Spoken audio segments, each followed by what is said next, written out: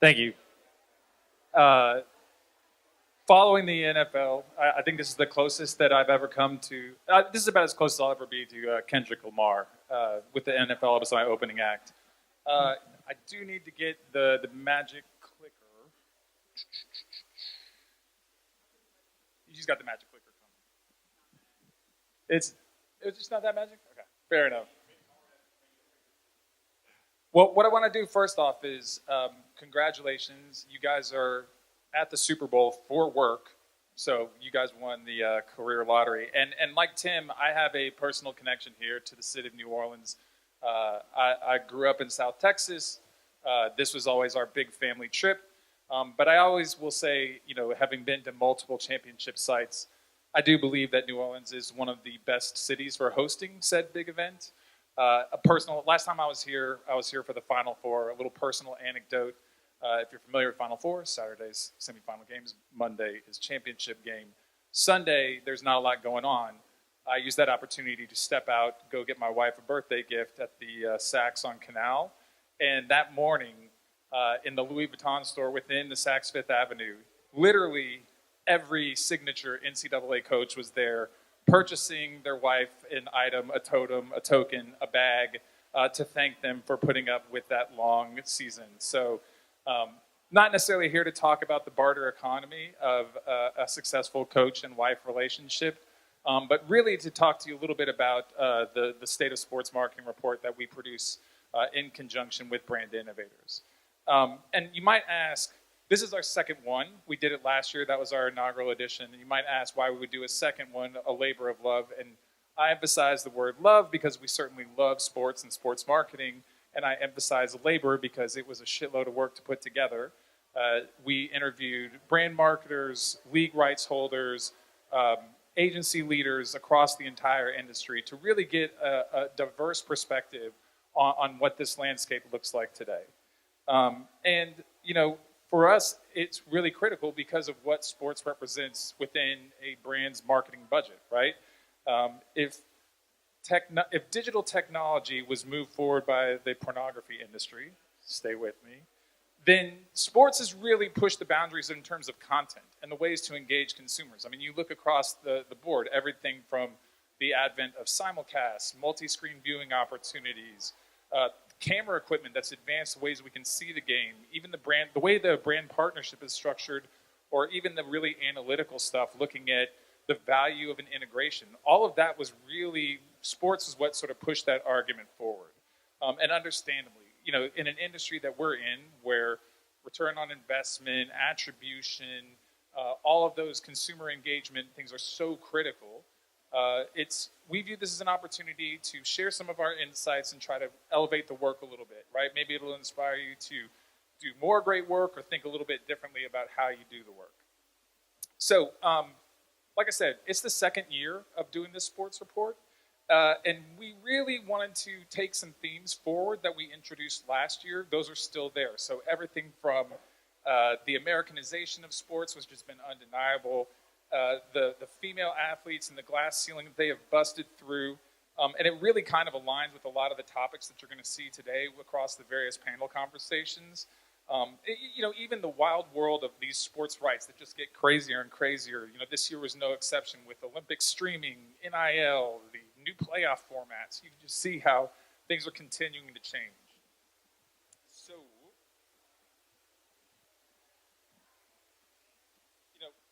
but we also saw that there was a lot of room for improvement. And when I say improvement, we realized that the initial report, which I hope you all take a chance to download and review, it catered a little bit too much to the big budgets. It's hard for it to find relevance if you represent a brand that maybe is spending, 20 to 30 million annually, not necessarily the same degree as what they might spend in an NFL or an NBA package alone. So we tried to balance it out a little bit, and we looked at emerging sports, everything from darts and esports. Professional angling should be probably in next year's topic after seeing that we're going to get a big presentation. And then, of course, we are at the Super Bowl. So we really wanted to make sure that we took a chance to take a deeper dive into the business of the NFL, especially with everything is at stake. Now, I will also add that we continue to update this document throughout the year. so that when we get to something like the Masters, there's a spin from the Masters. We try to make sure that we're of the moment with our report that we do. But for the last little bit of my time, I did want to distill it down to 2 key topics that I think are especially relevant, or to me, I found the most fascinating. So in my sort of AI distilled synopsis, I'm going to give you 2 little insights that sit within that document. By the way, those are the little aperitif. It's not the full thing. I promise there's a little bit more there. So the first one that I would love to highlight, we have an awesome visual for it, by the way, is this idea of not choking it with the scale and size of the investment that's in sports. And this is where we get into some fun stats. So sports programming accounts for about 10% of the overall linear TV budget. Overall linear TV time, sorry. And sports content, however, commands about 40% of those network costs to produce the programming, right? To buy those rights, to secure it, to put it on. Now, conversely, the CPMs for sports have increased by 61% in the last 10 years, whereas your signature primetime programming is down 55% in the last 10 years. And estimates, they suggest that, in 2029, sports rights will claim more than half of the overall content budget for your ABC, NBC, CBS. And that will force a 14% reduction in non-sports content. So what does that mean? If you are a brand that's like, we can't afford to be in sports, we'll just make a big play in primetime entertainment, more than likely there's not another West Wing in development, or those are going to be fewer and far in between. And there's going to be a lot more spin-offs of your reality TV shows. There'll be more Desperate Housewives to chronicle, that sort of thing. And so what I'd offer is to think about, like, if you are, and most folks here are actively involved in big sports entertainment, are you allocating your resources sort of to match the oversized importance that sports represents within your marketing calendar, right? And that's everything from the content that you're producing to the amount of time that you're spending formulating your sports strategy and how to be most impactful in that primetime marketplace. The other thing I would also add is, just from personal experience, if you have one of those premium placements within the NFL, the NBA, Major League Baseball, hold on to it for dear life, because the churn in sports partnerships is at an all-time low. It is beachfront property and nobody's selling. And in the instance where there are new opportunities, having been in the room where it's, everyone's sort of a race for that one spot, you've got to be able to move quickly, right? I can't tell you how many times we thought we had a great position to lock up this new entitlement. It had to go through the necessary, chain of command within the brand, and by the time they were ready to go, that seat had already been sold out from underneath them. So I guess in some ways, if there is an opportunity, maybe in the next NBA, league rights deal for a great placement, buy it and figure it out later. That would be my, unimplied endorsement there. There's a cue for a slide click here. The other thing I did want to talk about that we spend a lot of time in the report is this idea of attachment to culture, right? You guys just heard the NFL and Big Brothers and Big Sisters talk about it. I'd argue that it's something that we see all the time. Brands, no matter where they sit, what category they sit in, they feel like we need to be a part of pop culture. And the great thing with sports is that it is the largest platform to have that integration into pop culture, right? The swim lanes between pop culture and sports are gone. In fact, sports is probably influencing more pop culture than ever before. And so I'd argue, my little half-baked theory is, those viral moments that everyone craves, they have a stickiness in sports unlike than anything else because of the nature of the sport itself, right? You don't watch just one game. You watch the whole season of Dallas Cowboys football, even though that might be classified as torture in some instances. And so, therefore, the passionate fans are coming back and recreating that viral moment week after week after week. And even the casuals who come in for a game or two, they don't want to be tagged as casuals, so they glom on just as quickly. And so in this year's report, one of the things we highlighted was the grimace effect that took place with the New York Mets, right? And if you aren't familiar with it, or you aren't a huge New York Mets fan, it started really innocently, a partnership between the local McDonald's dealers and the New York Mets, where grimace threw out the first pitch at a June 12th game where at the time, the Mets were languishing. They were a very expensive roster. They were under 500. But on that day, they won. And then fans just decided to take it on their own, right? They started showing up to the ballpark in Grimace costumes, wearing purple. And we interviewed Andy Goldberg, who's the CMO of the Mets.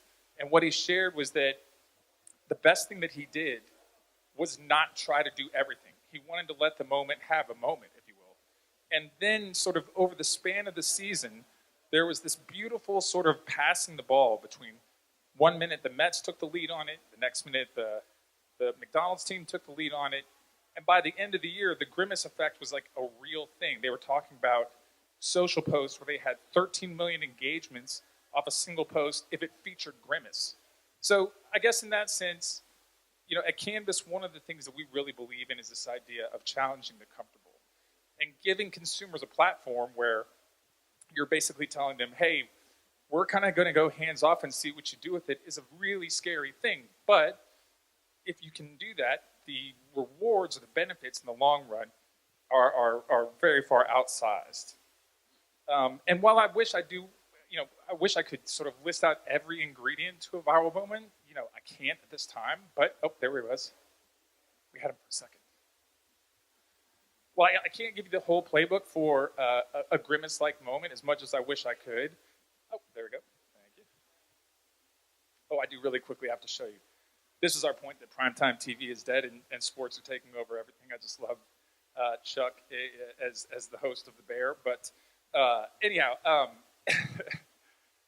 you know, I wish I could give you every single ingredient that goes into making a viral moment. But realistically, it's really, I think, the ones that have succeeded are the ones that are nimble. They move quickly. They listen to their fans.